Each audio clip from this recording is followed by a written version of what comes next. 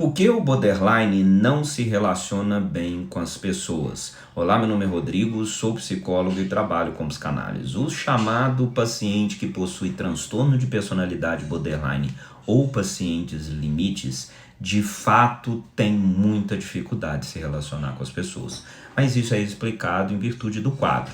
Pode, de fato, pacientes dessa forma ter uma questão significativa na maneira como eles se relacionam com pessoas e com os outros. Aqui estão algumas razões pelas quais isso acontece. Primeiro ponto, o borderline tem, de fato, um medo autêntico, recorrente, muito solidificado de abandono.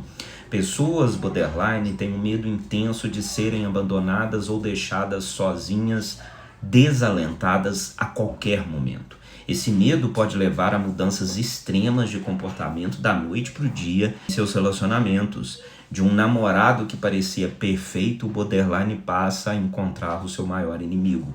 O medo de ser abandonado por esse paciente vão resultar em mudança de humor, raiva, impulsividades gravíssimas. Caso de fato você se relacione com uma pessoa borderline, você precisa de dar uma sólida margem de segurança para essa pessoa. Você tem que conversar com ela de fato, que dentro do que for possível para você estará ao lado dela, mas que em alguns momentos você poderá falhar. Mas isso não significa que você não gosta dessa pessoa. Então a relação com o paciente borderline tem que ser muito transparente, a palavra tem que aparecer para ser organizadora, para tranquilizar a pessoa de seus medos e de suas impulsividades.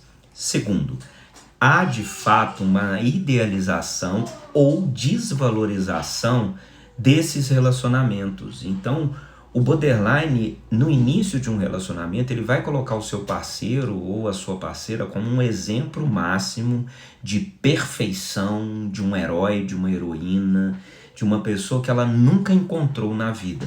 Só que rapidamente esse cenário poderá mudar. À medida que esse relacionamento avança, amadurece, né, essa idealização vai diminuir, porque a outra pessoa vai falhar e ela vai tender à desvalorização, ou seja, à angústia e ao desalento. E a partir disso, o borderline ataca.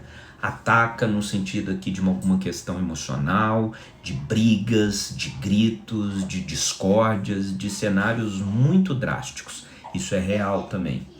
Terceiro, o segundo ponto, né? O relacionamento, todo relacionamento tem ciclos de altos e baixos emocionais.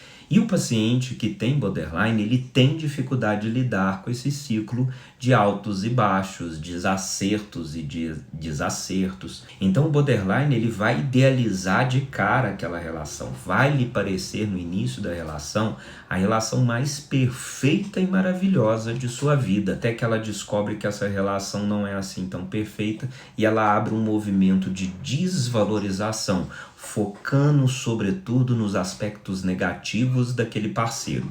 E aí após isso vem um cenário de muita raiva, de muita impulsividade, que poderá marcar por momentos muito importantes dessa relação. Por um tempo, o parceiro, o cônjuge, vai reconciliando com o borderline, até que fica impossível em virtude de muitas brigas, de brigas cada vez piores, né, mais difíceis de serem contornadas, e aí de fato essa relação fica impossível. E o término de namoro e de relação com um paciente borderline costuma ser muito sofrido e muitas vezes trazer graves problemas para quem convive com essas pessoas. Mas de fato é possível ter uma relação, só que é necessário que seja uma relação de muita transparência, de uma busca muito grande de respeito e de cuidado mútuo, né? Uma outra questão muito importante do borderline, o borderline trabalha com uma dificuldade muito grande de lidar com os não extremos, ou seja, o borderline só trabalha no extremo. Ou uma pessoa para o borderline é boa ou é má, ou ela é fantástica ou ela é a pior pessoa do mundo. Ou ela é uma grande amiga dela, ou ela é o maior inimigo de todos os tempos.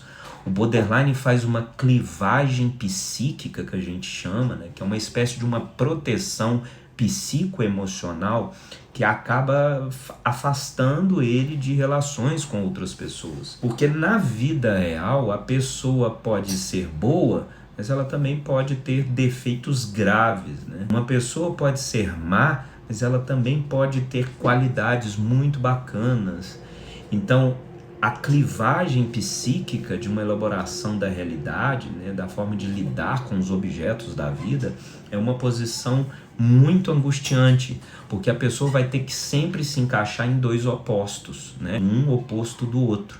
Nunca vai ter um meio termo, nunca vai ter nuances, nunca vai ter cores, né? Imagina você viver assim, né, onde as pessoas estão sempre em dois extremos e não há nenhuma possibilidade. A gente vê isso aparecer muito, por exemplo, na política, né? As pessoas olham para a política e acham que só existe dois lados, né? Direita e esquerda e acabou, né? Existe seus representantes, não existe um meio termo, não existe uma pessoa que gosta um pouco da direita, gosta um pouco da esquerda. Então o borderline ele fica com dificuldade de vivenciar essas relações com nuances, né? Com mudanças, né? E cria uma insatisfação e uma sensação de desalento e de abandono recorrentes. De fato, se relacionar com borderline é muito desafiador.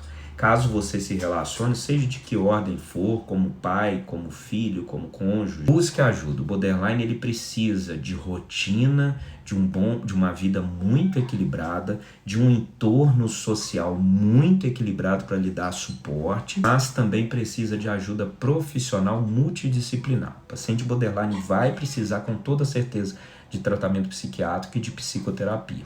E caso você tenha chegado até aqui ao final desse vídeo, pode colocar nos comentários dos meus vídeos qualquer pergunta que você queira me fazer, que eu estou à sua disposição, estou aqui para isso.